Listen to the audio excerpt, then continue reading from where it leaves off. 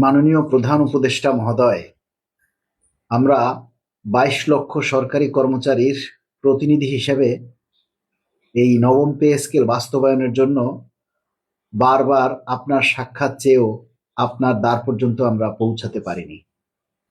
তাই আমার এই বক্তব্য আপনার উদ্দেশ্যে যদি আপনার কানে পৌঁছায়, শুধু এটুকুই বলতে চাই যে মাননীয় প্রধান উপদেষ্টা মহোদয়, ক্ষমতা আজ আছে, কাল নেই। ক্ষমতা কিন্তু আল্লাহর দান। তাই সেই ক্ষমতা যখন আপনার হাতে আছে, সেই ক্ষমতা বলেই আপনি মানুষের উপকার করে যান। আপনি যখন নির্বাচন হবে, নির্বাচিত সরকার আসলে তাদের কাছে বা তার কাছে আপনার ক্ষমতা হস্তান্তর করে দিতে হবে, এবং ক্ষমতা হস্তান্তর করে দেওয়ার পর আপনি চাইলেও কিন্তু ২২ লক্ষ সরকারি কর্মচারীদের একসাথে উপকার করতে পারবেন না। কিন্তু এখন আপনি আমাদের রাষ্ট্রপ্রধান, মাননীয় প্রধান উপদেষ্টা, আপনি চাইলেই কিন্তু ২২ লক্ষ সরকারি কর্মচারীদের মুখে আপনি হাসি ফোটাতে পারেন। তাই আপনার এই ক্ষমতা থাকা অবস্থায়, যেহেতু আপনি নবম পে কমিশন গঠন করেছেন, এবং আপনার এই ক্ষমতা থাকা অবস্থায় আপনি সেই নবম পে কমিশনটা বাস্তবায়ন করে যান।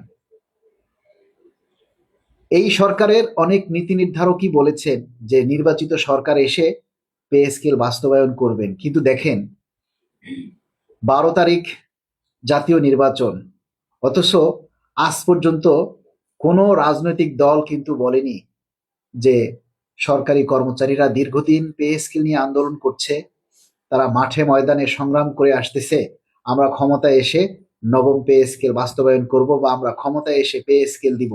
এই কথাটা পর্যন্ত আজ পর্যন্ত কোনো রাজনৈতিক দলের ইশতেহারেও আসেনি, এবং তারা কিন্তু আমাদেরকে আশ্বস্তও করেনি। তাহলে তারা ক্ষমতায় এসে যে আমাদেরকে সাথে সাথে পে স্কেল দিবেন, এটা আমরা কোনোভাবেই আশা করতে পারি না। এজন্য যেহেতু আপনি পে কমিশন গঠন করেছেন, আপনি এই পে কমিশনের কার্যক্রমটা সমাপ্তি করে যান। এই ২২ লক্ষ সরকারি কর্মচারী এবং তাদের পরিবারবর্গ সবাই আপনার দিকে তাকিয়ে আছে। আপনি কখন এই নবম পে স্কেলের গেজেট জারি করবেন, আর এই লক্ষ লক্ষ পরিবারের মুখে এক চিলতে হাসি ফুটে উঠবে। তাই আপনার কাছে বিনীত আরজ, আপনি আমাদেরকে এই নির্বাচনের আগেই এই নবম পে স্কেল বাস্তবায়ন করে যান, এবং আপনার নাম ইতিহাসে স্বর্ণাক্ষরে লেখা থাকবে। কেননা ইতিপূর্বে কোনো অন্তর্বর্তীকালীন সরকার বা কোনো কেয়ারটেকার সরকার কখনো কেউ পে কমিশন গঠন করেনি, আর পে স্কেল প্রদানও করেনি।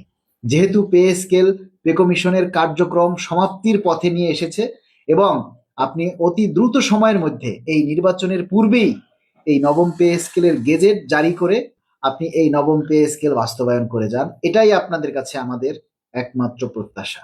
যারা আমার এই কথাটা বা আমার এই ভিডিওটা দেখবে, সবাই এটা প্রচার করুন, যাতে মাননীয় প্রধান উপদেষ্টা মহোদয়ের দৃষ্টিগোচর হয়। ধন্যবাদ।